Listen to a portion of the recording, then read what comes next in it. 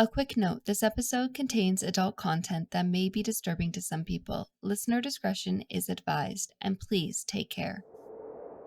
Hi, and thanks for joining us today. I'm your host, Jaclyn. And I'm your host, Nicole. You're listening to the first season of Perfictionist.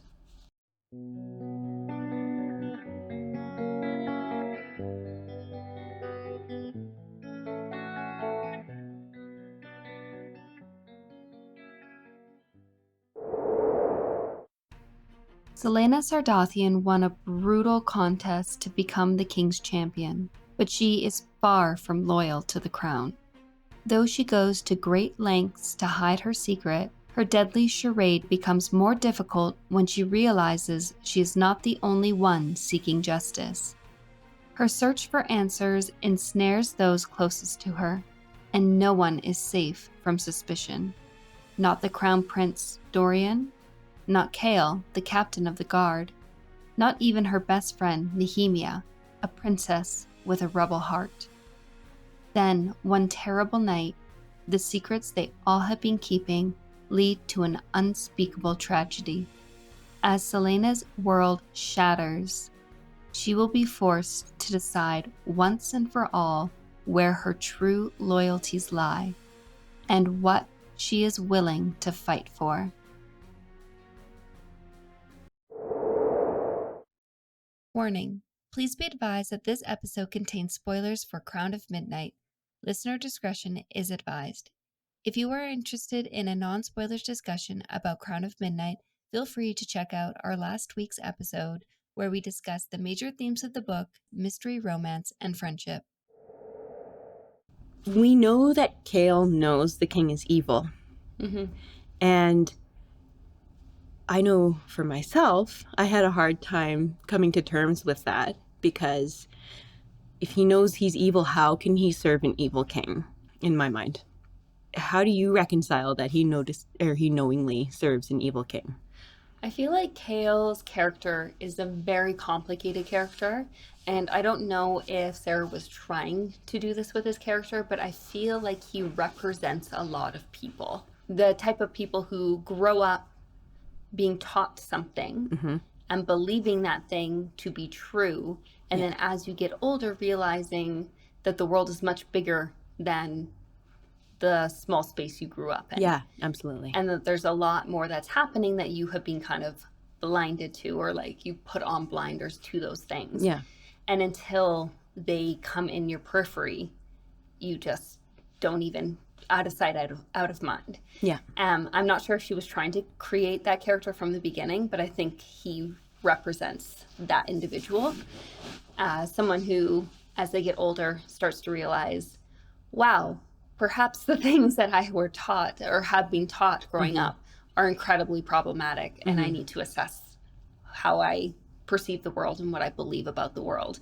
But I think that for anyone who has gone through that, they would know it's incredibly difficult to realize the people who have raised you are not always right. Yeah. And have perhaps taught you things that are, in fact, incredibly wrong. Yeah, absolutely. So I think for me, I have to just remember that I don't want to be like, oh, it was a different time. He grew up in a different, Making like that's excuses. I don't want to make excuses for him. Yeah. But I think he is going to have to come to terms with the fact that perhaps his beliefs do not match the beliefs of the people who raised him. Yeah.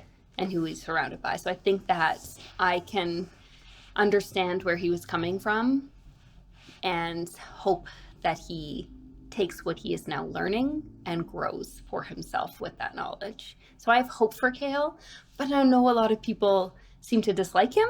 There seems to be a lot of hate for Chaol. Yeah. And perhaps I haven't read why that is yet. Maybe he does something in the future that I'm like, oh, okay, I see why people feel the way they feel. But I think if it's only because of this aspect of him, I have hope that he is going to go through some sort of a growth within himself where he sort of rejects the things he's being taught and comes to sort of just learn for himself about the world and develop his own values and beliefs. Yeah. Hopefully. Very nice. I never thought of it that way, so I really like that perspective. Thank you. I think that's wise. Yeah.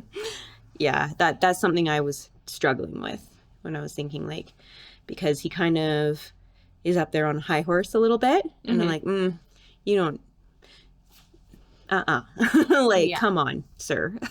He's got a little bit of the privileged white male complex going on, for sure.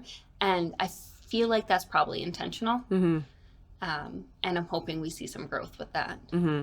But maybe there's a very good reason. Yeah. Like, there's a team of people who are anti-Kale. Yeah. So a lot of people don't like him. So it will be interesting to find out if there are more reasons as to why. Mm-hmm. Yeah. I'm waiting to finish the entire series but then I want to kind of delve into, like, what are people's thoughts on him? Yeah. And, like, why do they feel the way I they agree. feel? I think that would be really good. Mm-hmm. The beginning of Crown of Midnight, we see Selena having to fulfill her contract obligations. So the king kind of gives her a name and says, I want you to assassinate this person. She goes, she assassinates them, and brings back evidence to the king. Gives her another name, blah, blah, blah. That's her job. We find out quite early on, in fact, she is not fulfilling her contract, but she's a clever girl. And she is making it seem as though she is. So she needs to protect the people who the king has threatened. Mm-hmm. But at the same time, she's not about killing innocent people. Yes, she's an assassin. She's killed a lot of people. But we've mentioned this before. She's an assassin with a code. Mm-hmm. And the king doesn't give a flying anything about her code. Mm-hmm. So he's asking her to assassinate people who, in her opinion, it doesn't make sense. It's just the king doesn't like them because they're against the king.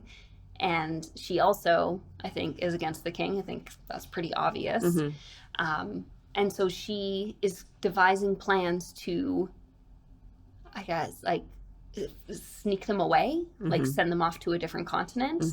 And then finding some person who's recently passed away and disfiguring them to the point where she can pass them off. Yeah. And present their head or whatever. Yeah. Yeah. Jewels. I think she often will take the signet rings. Yeah. Is that what they're called? Yeah. We had this discussion last time. I know. Yeah. I think it turned out it was signet rings. Yeah. Yeah. It's like family crest stuff and yeah. Yeah. Yeah. So she's being sneaky. She's getting around the contract while still keeping the people she needs to save. Yeah. But I mean, that could potentially have lots of consequences for her. It could, but that's sort of, we saw that in Assassin's Blade, right? She was okay with killing people who were bad. Yeah. But she was not okay with something morally dubious or just outright wrong, like slave trading. So if she's, if these people are possibly trying to rebel against an evil king, she's going to see that as the right thing to do. Yeah. So she's not going to kill those people. But they do lose everything in order to keep their lives. They have to fake their deaths. So, well, yeah, and they're probably very wealthy people who now it's like you have to go start your life anew. Yeah. And you can't just take anything with you or that'll look suspicious. So yeah, certainly is very disruptive, but at least they're not dead. Yeah, exactly. That's a positive. But, when she freed the slaves in Assassin's Blade, that was a very big risk to her as well. And so we know that she doesn't mind taking risks to do what's right. Yeah. No, doing what's right is definitely more important to her. Yeah, which is respectable, I think.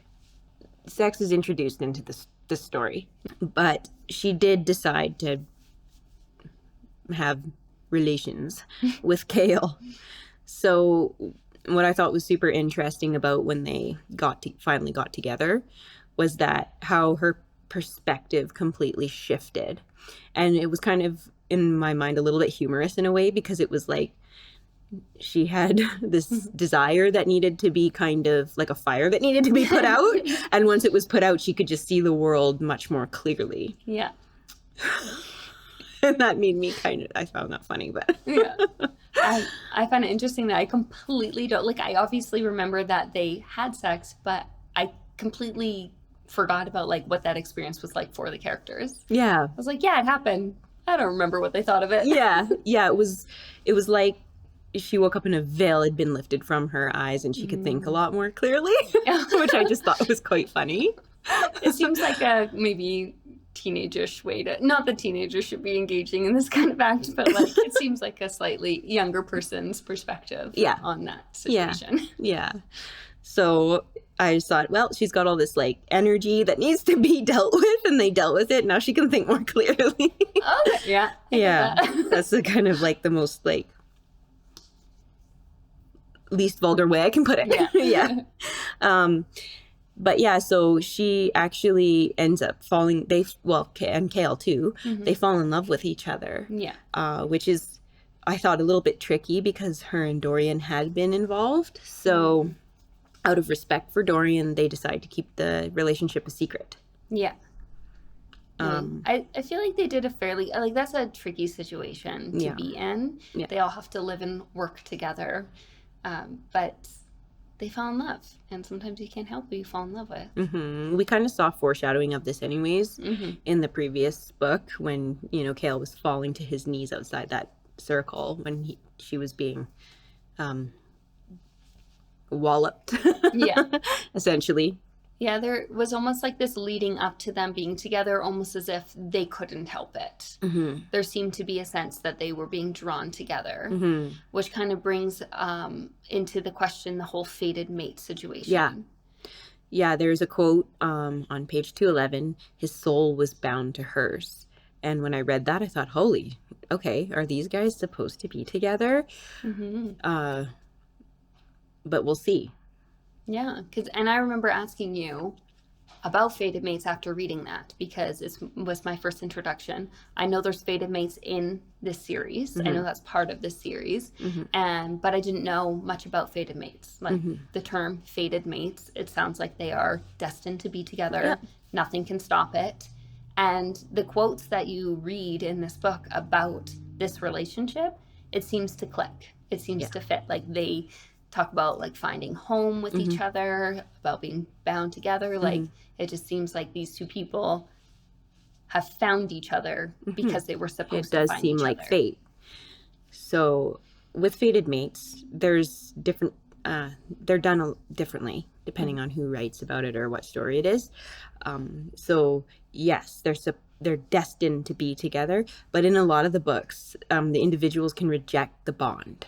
Oh. In some stories, they reject the bond, and it causes some major physical and emotional trauma to the rejected person. Oh. Yeah, it sounds heartbreaking. I mean, I guess that's literally the point. Yes, you're right, because a lot of them talk about, imagine like a string between the two, and then the rejection is like cutting that. It's like losing a part of yourself. So there's also ones where like you can verbally reject them, and like of course it hurts, but you will never not be fated mates. With the ones I was just talking about previously, when you cut that string, that's it. And it's in some stories, the other character doesn't survive it. Oh my gosh, that's so tragic. It's really intense, right? Does the other person go on to find other love, or it's like you rejected your one chance at love? No, you can fall in. So what's cool about the fated mates trope is you can fall in love with anyone, but they might not be your fated mate. Oh, okay. So there can be some really intense situations if you're in this relationship with someone, but then you meet your fated mate. Because you can't help that. Yeah. You're fated. There's something more divine happening. Yeah. That's how and quite often it's like a goddess or something is like, or at least they believe a goddess is assigning two souls together kind of thing. And that sort of idea. But it depends on what lore you're reading and stuff. So it'll be interesting to see how it plays out in this series because it's always done differently by each author. But yeah, going back to what I was saying, sometimes you can reject it, but the bond is still there. And even though you're still in love with your partner who isn't your fated mate, you'll always feel drawn to your actual fated mate, which could also be really dramatic. Yeah. So that's why I enjoy reading that trope, because it's just very dramatic. It sounds like a very interesting trope. I can definitely see why it's a thing. Yeah. Yeah, it's a huge thing. So we're introduced to a really funny little character in this series. A doorknob. Yeah, he's like a door knocker. A door knocker, right. A doorknob. I literally am picturing the doorknob. Oh my gosh. Like the bulbous. Yeah. I feel like there's a cartoon, maybe in the Beauty and the Beast, Oh, yeah, yeah. that there's like a knob that talks. Yes, yes. And it's like, honk. Is that I don't know, but I'm just like picturing that. Fair enough. His Anyways. name is Mort. Mort.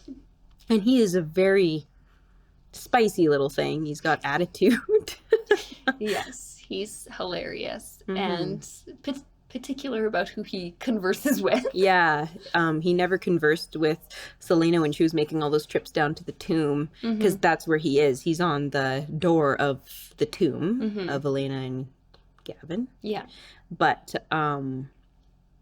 for some reason he pipes up and decides to speak to Selena in this story. So he is not the most helpful.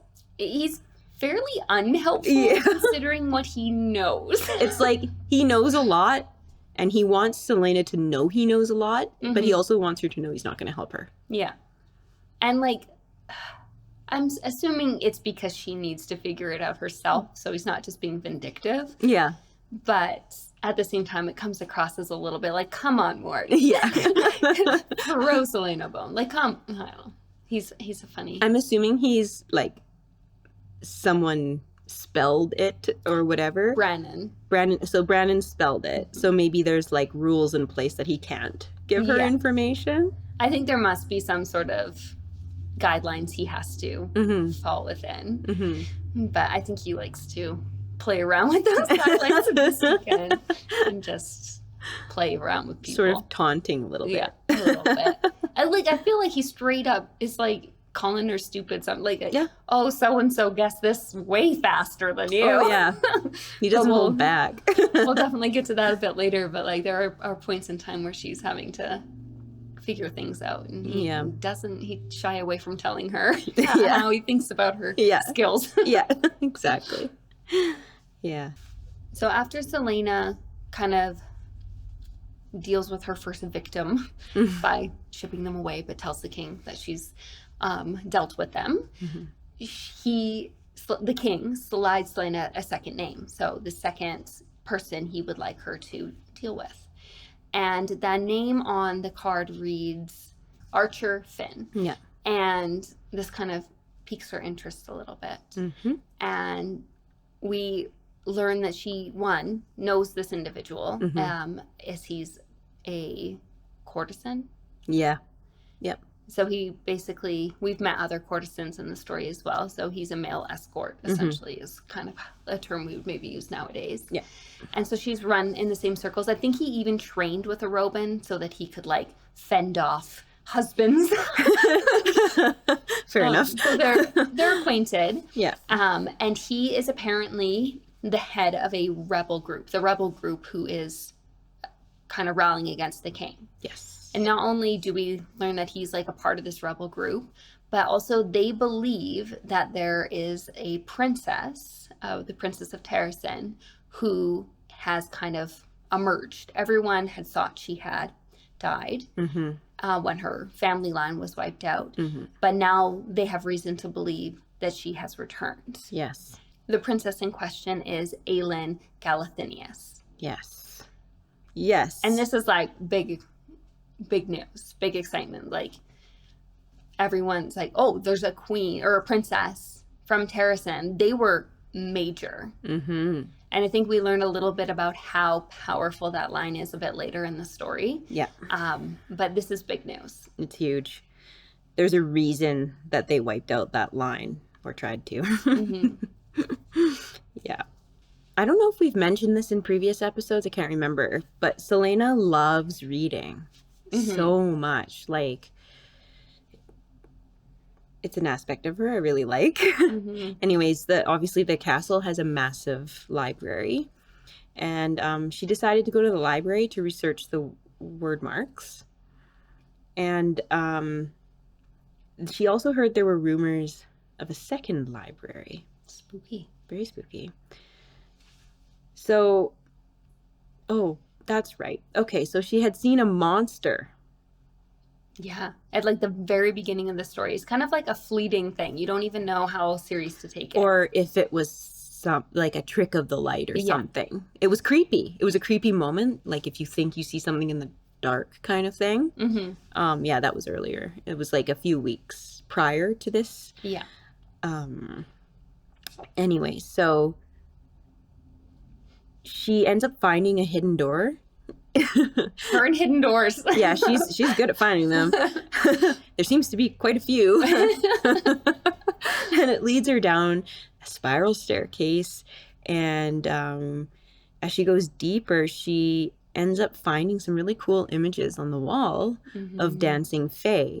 And so the thoughts, I think, are that, oh, they must not have known that this was here, because if it was, this would have been destroyed or erased or whatever. Because this is our first like introduction to anything fae, because it was basically wiped out. Anything fae related, the king had destroyed. Other than those little creatures when she was being brought back from the fairies who kind of hid away. Yeah, and so then at the bottom of the stairs she finds a solid iron door, which iron in this world is the only element immune to magic. So that seems very important. Yes. And I think she mentions that like no other door has iron in it, or is made at least entirely of iron. Maybe it has details, but this is the only door. Imagine how heavy that would be. I imagine very heavy. Yeah. She's very curious about what is under this door, and she has to take a little peek. And she sees what looks to be an eye. I can't do that. Yeah, and it startles her, as I'm sure it would anyone. But she reasons with herself and comes to the conclusion it must have been a rat. But in my opinion, when I read the scene, I was like, whoa, because I don't know why, but it gave me vibes that it was like an intelligent being peering under the door. Yeah, I don't remember exactly what she said, but it definitely insinuated that there was something more behind the eye. Yeah. Like it was like looking at her. Yeah. Yeah. So, plus rat eyes are tiny. They're so tiny. Quite beady, in fact. Yeah. In addition to everything going on with Selena, we also have Dorian, who, as we said, like Selena and Kale are kind of more together, and we see lots of scenes with them. But Dorian's sort of off doing his own thing. They're giving him space because they don't want to kind of rub in his face the relationship, and he has been kind of just more solitude. But in his solitude, he's been struggling with something. It's kind of mysterious. We're not quite sure what it is at first. There's hints. He'll walk into a room and he'll become upset, and then the description of the room talks about how chilly the room is, how there's a sudden frost, how someone will say something about like, oh, I like suddenly felt the need for like, oh, another layer or something. Yeah. And we get these kind of throughout the first couple chapters, these subtle hints, but you don't know they're subtle hints because they're done so delicately. Exactly. It does seem like, magic. It does. Which seems strange and unlikely because given the king banned magic throughout the kingdom. But somehow he does have magic, and it doesn't seem to be any one kind of magic though. No, there's like a scene where it kind of explodes, and this is where we fully, as a reader, we fully understand this is magic. Where he gets so upset, he smashes his hand on a wall or something, and the wall cracks and the glass window beside it shatters. Yes. But he creates what seems like a sort of shield around his body because that protects him because when he stands up, there's glass and debris all around him, but in a very clear circular kind of pattern where nothing has touched him. Yeah. So that is obviously terrifying for him, being magical in a kingdom that does not allow magic. And he seems to have no control over it either. Exactly. And his father's the one who's like enforcing this lack of or no magic. Yeah. And he has nowhere to go to. His best friend and his ex are in a relationship, so he doesn't feel like he can turn to them. His father's the one who's put in these rules that magic is banned. So it's like he's on his own. Yeah, totally. He ends up researching it though, right? He does. So he ends up researching it, and we kind of learn two things in this research. The first thing we learn is how incredibly powerful the Galathinius line is. Like, they were known as the type of group that people feared the idea of them encroaching on their territory. Yes. And they never did. They always stayed in Terrasen. But they were not to be messed with. Yeah. Yeah. They definitely were, like, firm about their borders, but didn't cross their borders. But they had the power to. They could have easily taken conquered way beyond what they held. Yeah. And that was because within that family line, there was Fae lineage and magic, very strong, powerful magic. And we get the most adorable flashback of Dorian meeting this infamous princess that we heard about earlier in the story, and how kind of precocious she was. Yes. And you could see she was a little bit of a hellraiser. Yeah, definitely. I think she, like, mentioned something about how Dorian eats like a little prince or something like that. Yeah. She seems more like, she thought him to be quite princely. Very which proper. Sort of... I mean, he is a prince. he is a prince, but she thought him to be a bit, I don't know, like... Maybe stuck up a little bit. Maybe a little stuck up, but it seemed like she's more rough and tumble or something. Yeah. Meanwhile, there's always a meanwhile. There's always right? a meanwhile. There's always like 3 meanwhiles going on. Because, you know, we've got the ghost or the spirit of Elena being like, you need to do this and always giving go her forth and do missions. this. Yeah. And Nehemia seems to be on the same page as Elena. So they're both trying to push Selena away to find a way to defeat the king. Yeah.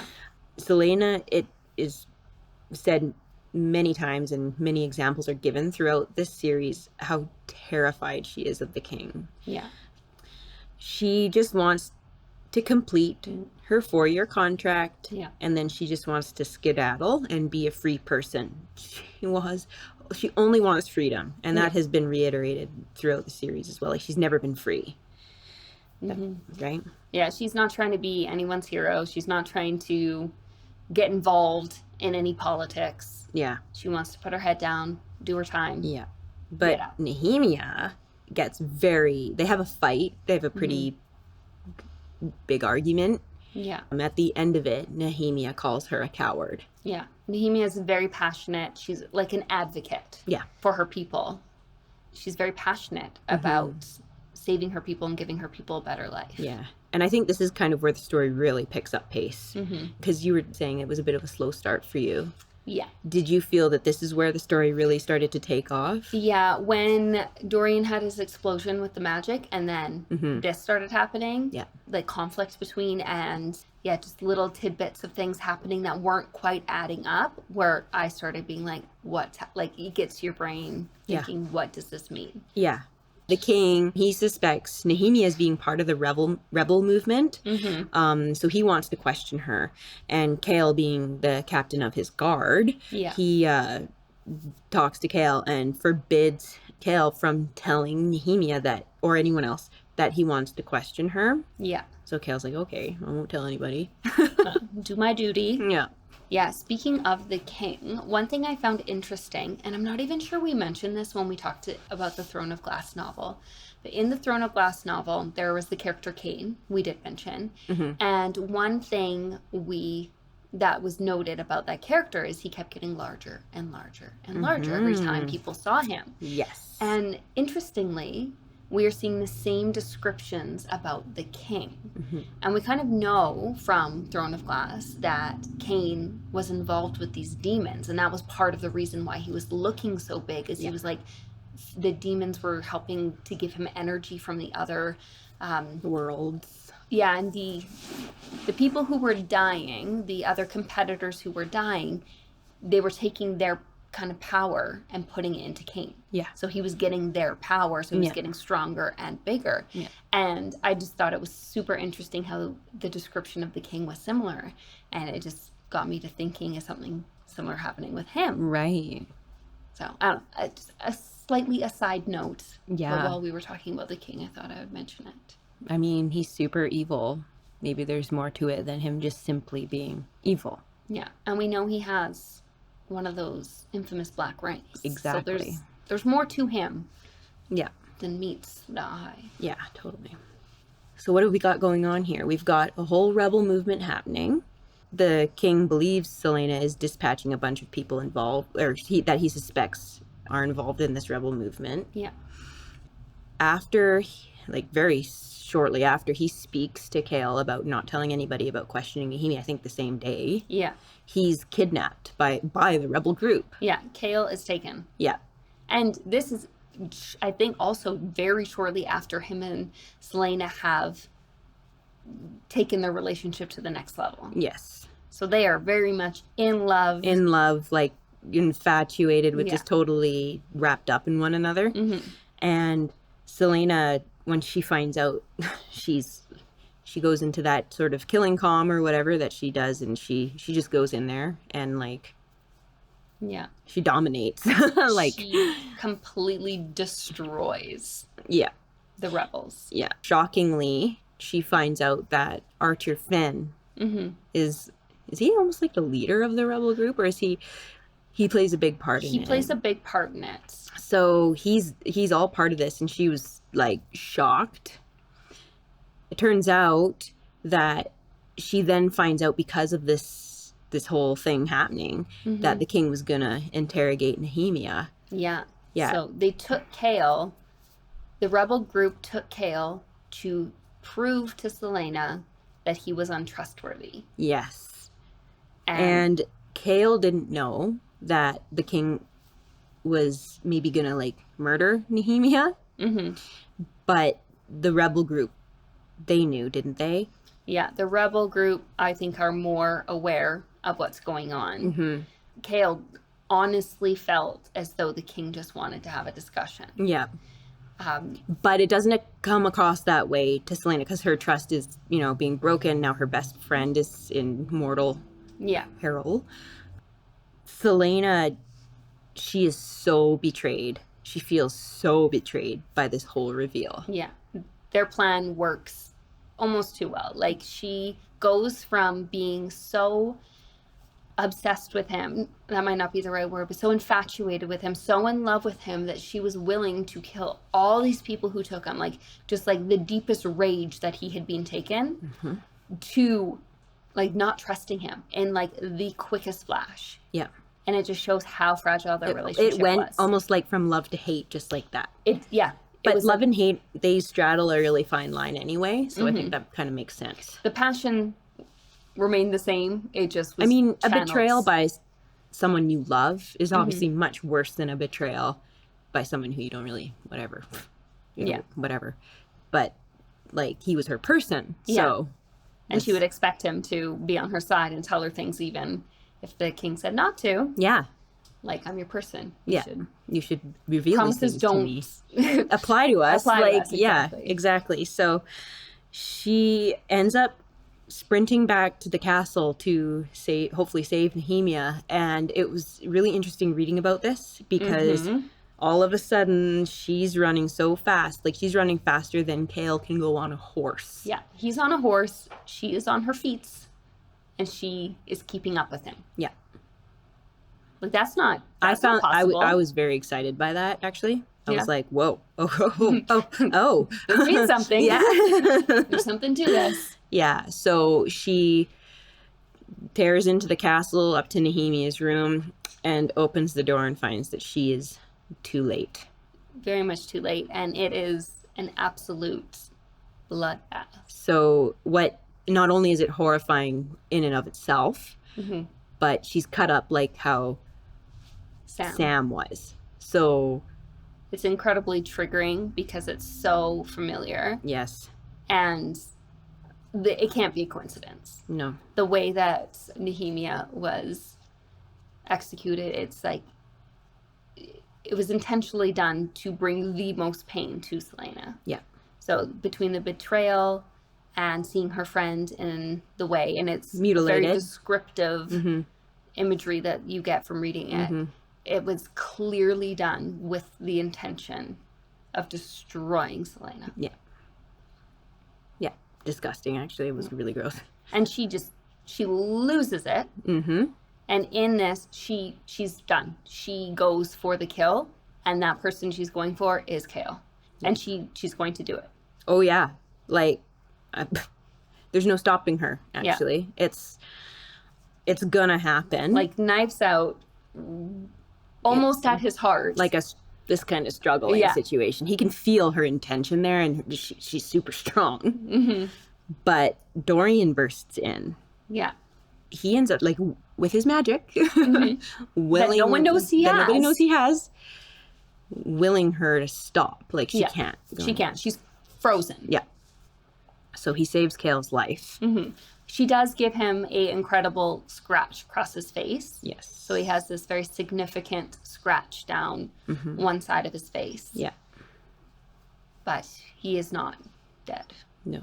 He has been saved. No. And she's torn apart by this because not only is her best friend dead, not only was she mutilated, much like Sam, but her final words to Selena were, "You're a coward." Yeah. Like, it was horrible way to leave things. And this really tears Selena apart. Yeah. And she ends up being taken to the dungeons. Yeah. And if you remember, we had talked about Kaltain in the Throne of Glass episodes that we had done, and discovers, Kaltain's in the dungeon there, kind of wilting away. Yeah. Poor Kaltain. I actually feel so bad for her. I feel so bad for her. And in fact, earlier in the story, Selena goes to visit Kaltain because she has some questions for her. And we find out that Kaltain is being mistreated in the most horrific way possible. Men were taking advantage of her in the most brutal way. In a non-consensual way. Yes. So Selena does 2 acts of kindness towards Kaltain. One gives her cloak, and this is like previously in the story, and 2, she tells Kale about what's happening so that the guards stop that from happening. Horror. Yeah, and being at imposed that point, on her. And even Kale is absolutely horrified to hear what his guards were letting happen. She's being very kind to Kaltain earlier in the story. So when she's taken down there, they're not friends by any means, but there is a little bit more solidarity between them. Selena is not like a friendly person, but her acts sort of reveal her. Yeah, her true nature of kindness. Yeah. Kaltain talks about how her headaches are worse every day. And a phrase we hear a lot in this book too is the flapping wings. Yeah. Which it's like, what's this about? Yeah, I think Nehemia had mentioned something about flapping wings earlier as well. Yeah, meanwhile, Dorian had displayed his magic. And I think the only person who noticed was Selena because she physically couldn't stop herself. Or couldn't continue doing what she was intending to do. Because, obviously Nehemia's death and everything, we explained why that was really hard for Selena. Yeah. Harder than it would be normally, I guess. Having a friend die always sucks, but like there's like layers to this. Yeah. She really sinks into a deep depression and grief. Yeah. And I actually really like that Sarah took her time I felt like she took her time, because I find in a lot of stories that, somebody dies and then they kind of just keep the plot moving forward without that, like, that person died and maybe it affects the plot in some way, but it seems like the characters just kind of brush it off, and she does not do that with her characters, and I really appreciate that. Yeah, you feel and see the grieving for long into the story. Yeah, and I really enjoy that because that is a way more realistic portrayal of grief. Anyways, after a few days of this agony, essentially, that she's going through, she decides to hunt down Nehemia's killer, who she knew was Grave because of the way that he mutilated the body and displayed the body after the fact. Yeah, because they let her out of the dungeons after like a couple days or a couple weeks or whatever, because they saw that like she was so depressed. They're like, she doesn't need to be in the dungeons. Contained. Yeah. So she goes and she finds Grave, and it's nice to see her with some spark back in her. Yeah. And it's like the old assassin. Yeah, exactly. She goes and she kills him. Mm-hmm. She dispatches him. Now he needed to go anyways. Yeah. Terrible. And she does it in a very, very gruesome way. I believe they like are quite graphic about this as well. This is another for revenge. Yeah. Then she takes it upon herself to go to Nehemiah's rooms and pack up her belongings, which I just feel so bad for her. But she ends up finding a riddle about the word keys. She does. Because Nehemiah has been kind of training her. I don't know if we said this at any point, but Nehemiah had been like teaching her about the word. The word. The way of the word. The way of the word. About like word marks and word magic. Yeah. And I think specifically how to read word mark. As she's cleaning up Nehemiah's belongings, I think she's like taking it, one, to give back to Nehemiah's family, but also in case there's anything she needs from the stash of things. Yep. She comes across a riddle. I can't remember the exact wording of the riddle, but I think it had something to do with like only the eye can see, or the eye will help you see, something like that. And she had seen this riddle before, and she kind of brushed it off. She found it first in the house of a rebel that she was kind of looking into. Mm-hmm. And at some point she does figure out what this riddle means.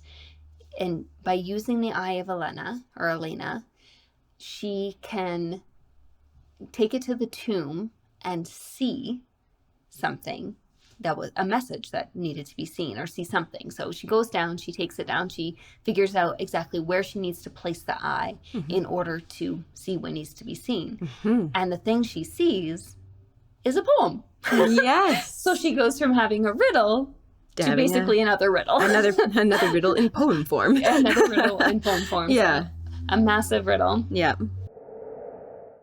By the Valg 3 were made of the gate stone of the word. Obsidian the gods forbade, and the stone they greatly feared. In grief he hid one in the crown of her he loved so well, to keep with her where she lie down inside the starry cell. The second one was hidden in a mountain made of fire, where all men were forbidden despite their great desires. Where the third lies will never be told by voice or tongue or sum of gold. Meanwhile, she heard that there was like a traveling carnival that had come into town. Mm-hmm. And with that traveling carnival was a Yellowlegs witch. So this witch there is Baba Yellowlegs. Mm-hmm. A very powerful elder witch. Yeah. She decides to go visit this witch to see if she can learn any information from her about the word keys.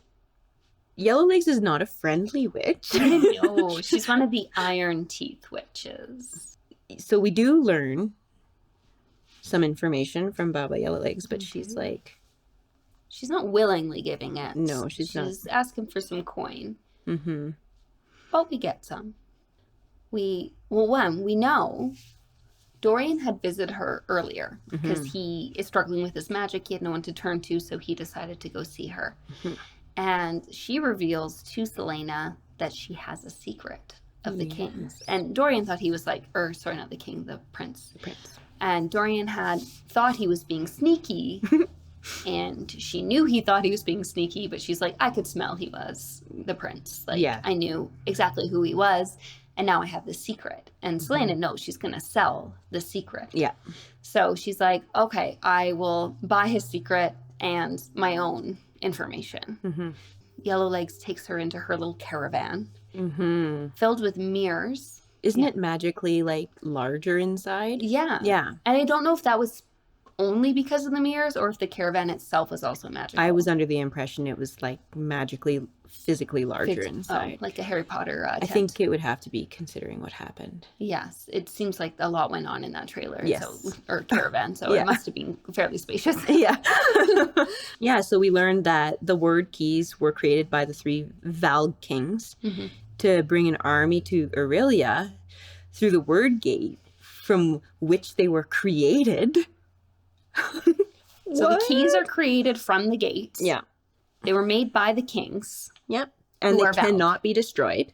And they cannot be destroyed. And they cannot be destroyed. So that's great. And the riddle is a map to where the keys are hiding, which I think that was sort of obvious. Yeah. Oh, and also that the word keys themselves are pure power. Pure power. Yeah. And stronger together. So the more you have, the more powerful. It's like the, Gauntlet. yeah, Infinity Gauntlet. that. All Thank you for sorts of knowing. like references coming in here. Thank you for knowing what I was talking about when I pointed at my hand. Like the thing. You know the thing? Right? Yeah. That thing. The Avengers thing. Yeah. Oh, and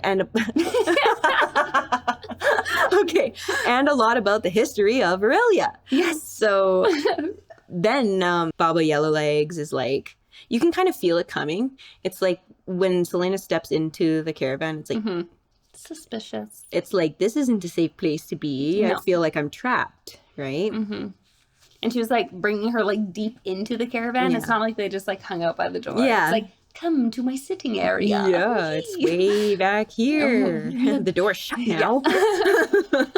It was creepy. So they end up having this huge fight. Yes.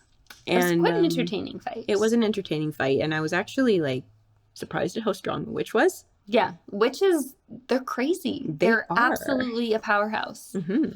Don't know. I was what- alarmed a little bit. A little alarmed, a little concerned about if they get numbers, what could happen. Yeah, exactly. Yeah.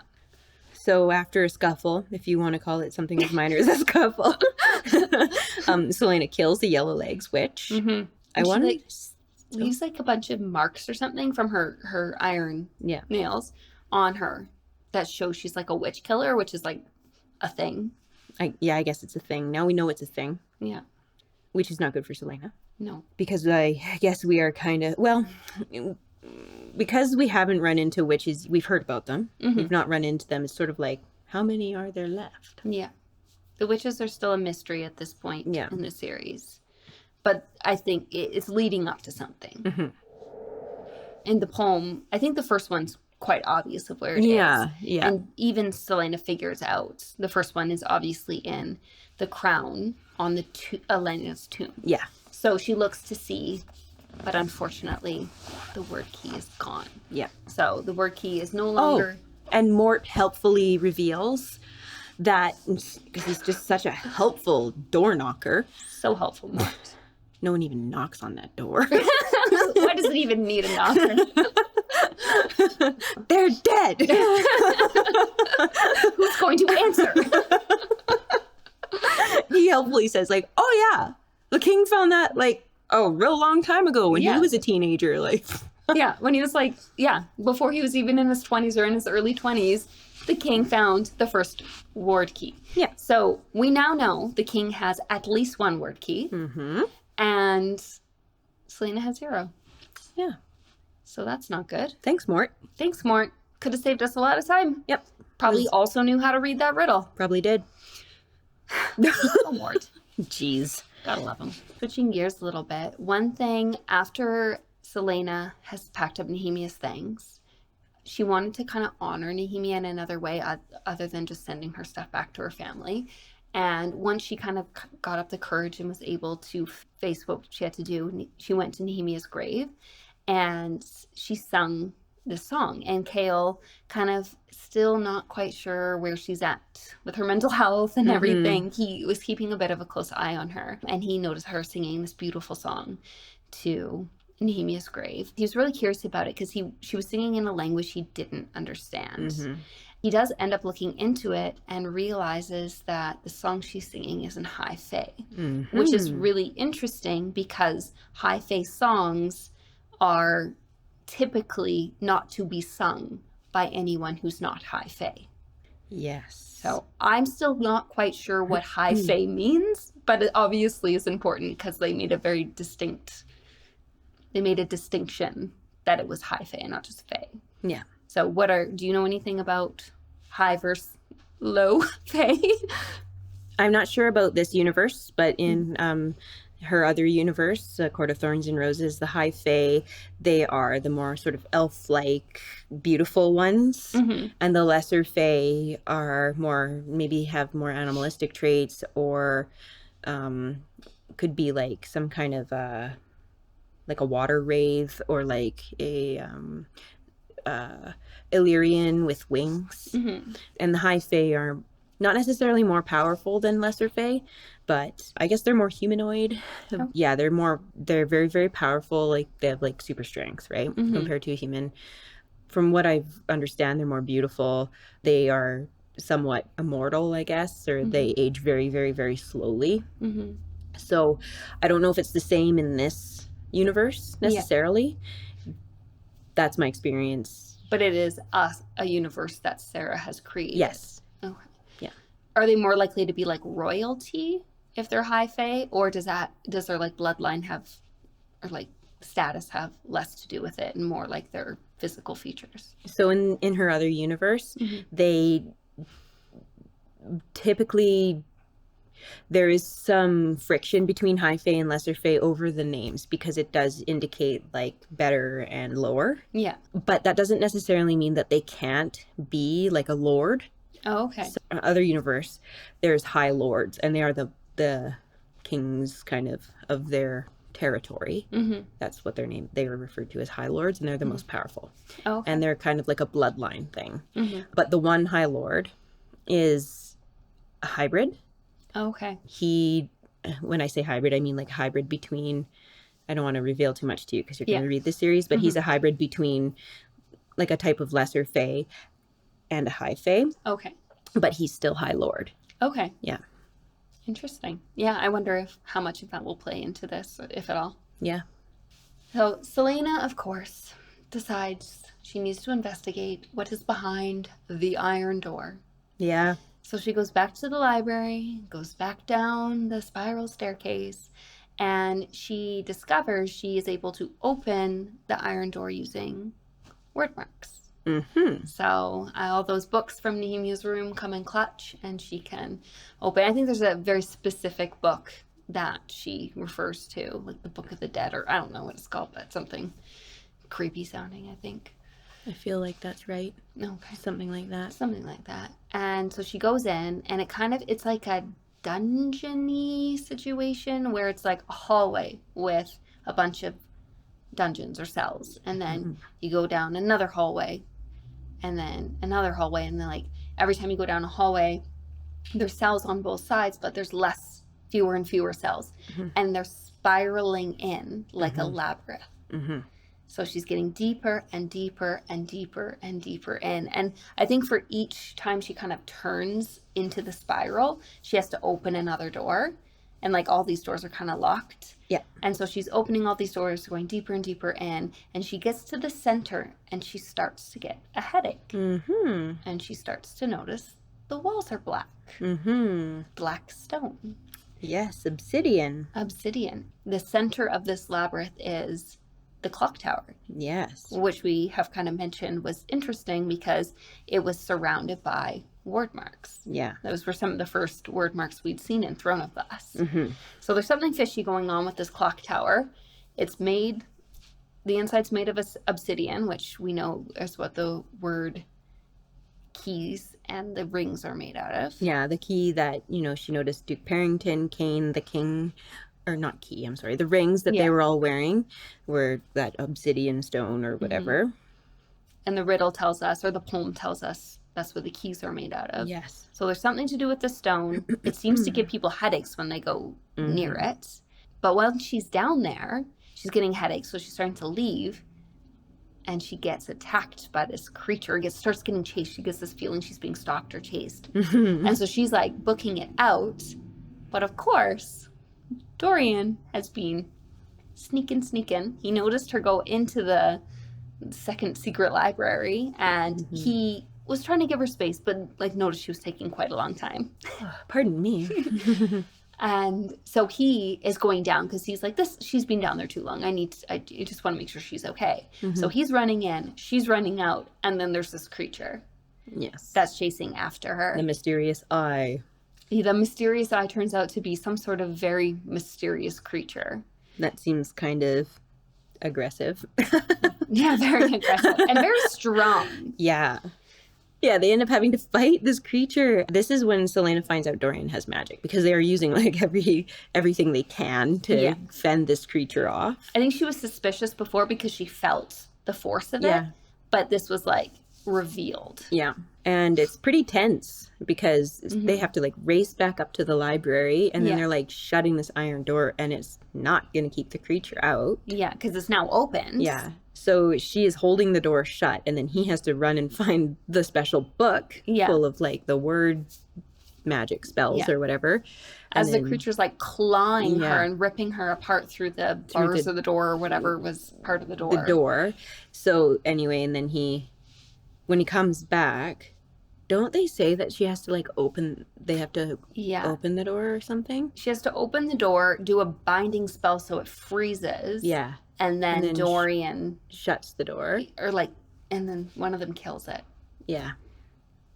But they said, it's sad because you're like, oh, this poor creature. Clearly, like throughout this sort of scene, we're getting the understanding that this creature has clearly been tortured. We actually hear the creature's, I don't know if it's a him, the creature's perspective a couple of times throughout this kind of chase fight scene. And it was clearly tortured before and was not this wasn't born this creature. It was created. Yeah. When it is finally eliminated, it's like there was like relief in its eyes. Yeah. Which is like so heartbreaking. Yeah. So it was clearly like it was at some point an intelligent being, I feel. Yeah. And Celaena notices that as well. It was a good thing they were able to defeat it. Yes. But it was a very sad moment and a very interesting moment of what was this creature before and who did this to it. Yes. So after that, Celaena returns to Elena's tomb, discovers the hiding place of the first key, which I guess we spoke about earlier because of Mort. That's just the timeline of things. Celaena has wanted to see Nehemia again. She has this book that allows her to do this magic, and she's really not holding back with it. So she decides she's going to try to open a portal to another realm, the realm in which you can speak to people who have passed. Yeah. So she does this successfully, and she does see Nehemia, who is not happy to see her because you're not supposed to do that. Yeah. And Nehemia does berate her for that. She ends up finding out that Nehemia orchestrated her own death because the purpose was it was like a call to action to Celaena. Nehemia does say goodbye to Fleetfoot, and it's very sad. It's very sweet, but very sad. Yeah. She's very hard towards Celaena, which I found very sad. Yeah. Celaena is so broken inside. And it was just eating her alive that their last words to each other were so angry. It was a really good scene, but it was a hard scene as well. From like a friendship point of view. It was tough to read because all she wanted was to see her friend. Yeah. And her friend was like, this was not right. Yeah. Don't do this again. Exactly. But as Nehemia, I believe, leaves, but the portal is still opened. Celaena is still in the tomb room. Archer Finn walks in. Celaena is starting to put some pieces together and realizing he can't be trusted. So the whole story, he's kind of pretended he knows way less than he does.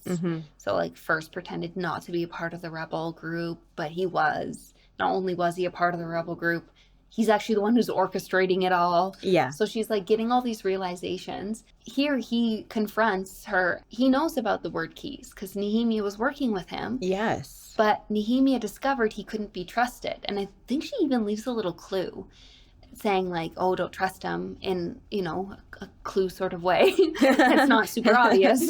Yeah. So Celaena's putting all this together and he's like, oh, we can rule. Like we need to find these word keys, not to put them back where they belong, but so we can use them to kind of against the evil now, and like we can become the top dogs. He had said this to Nehemia, and she was like, she kind of exited herself from the rebel group. She's like, that's not what I'm about.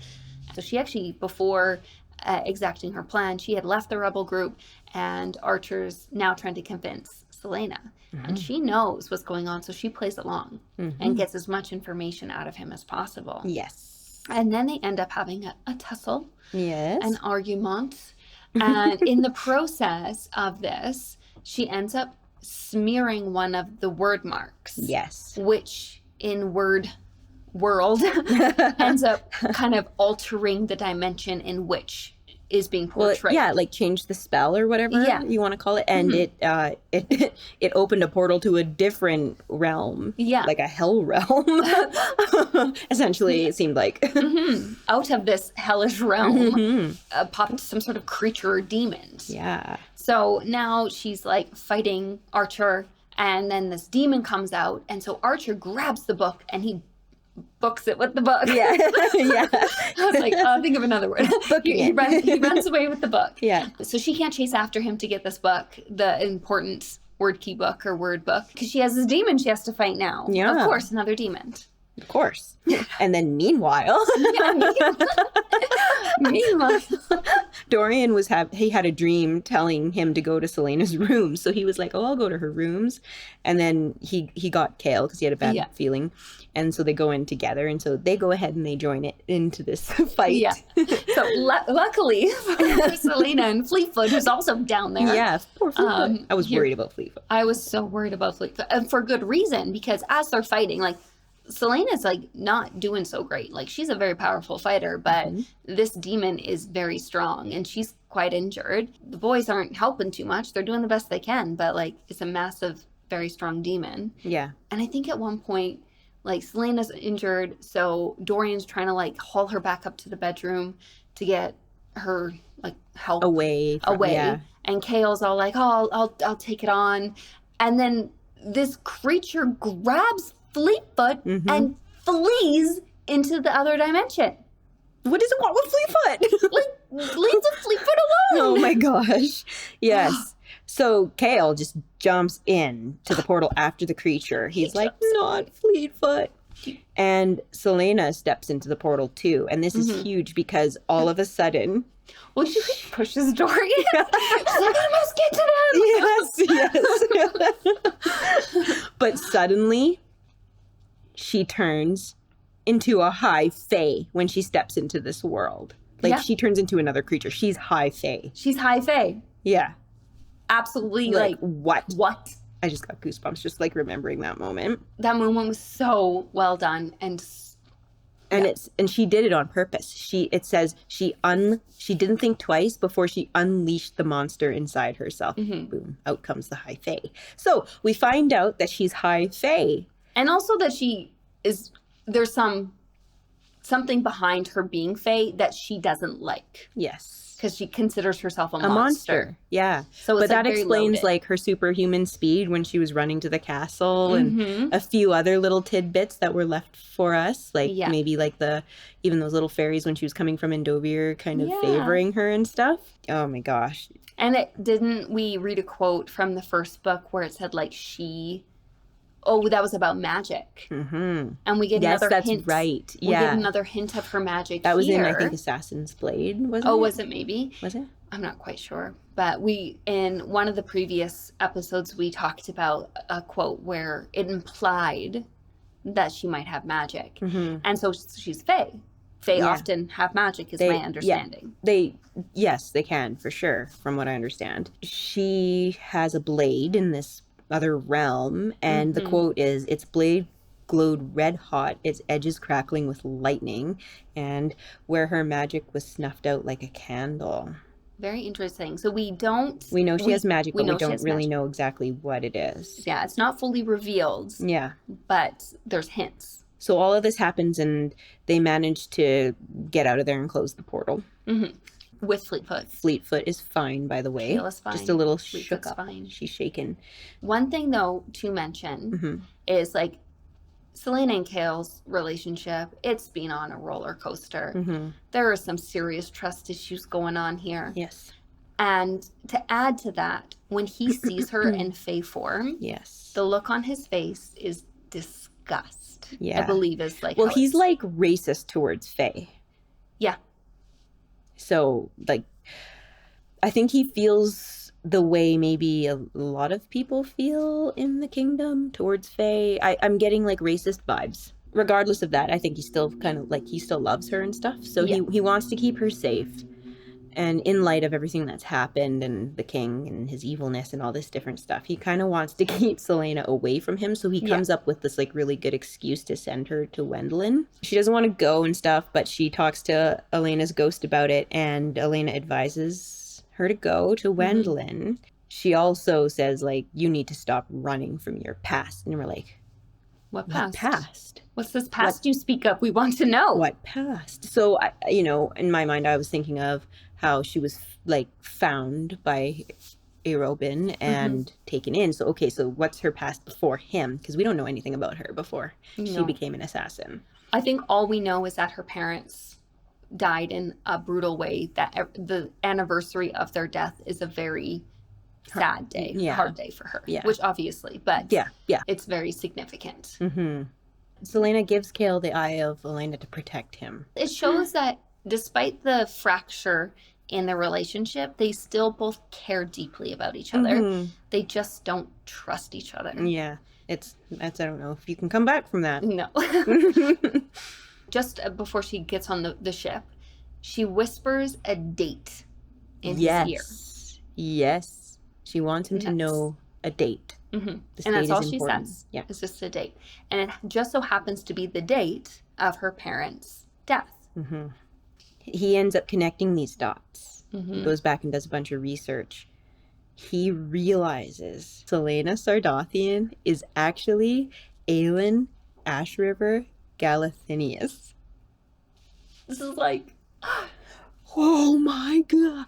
And actually kind of suspected this because I saw some spoilers. yeah, I 100% knew this was coming, but it was still the reveal was awesome. Yeah. I still enjoyed it. It was funny because when it was like, Aelin Galathinius is back, I was like, but isn't Selena Aelin? And she even was like, when she as Selena's told this, she's like, that's impossible. Like, you know, it's like, she knows that's impossible. Yeah. She knows they have absolutely no, like, reason to think this. Yeah.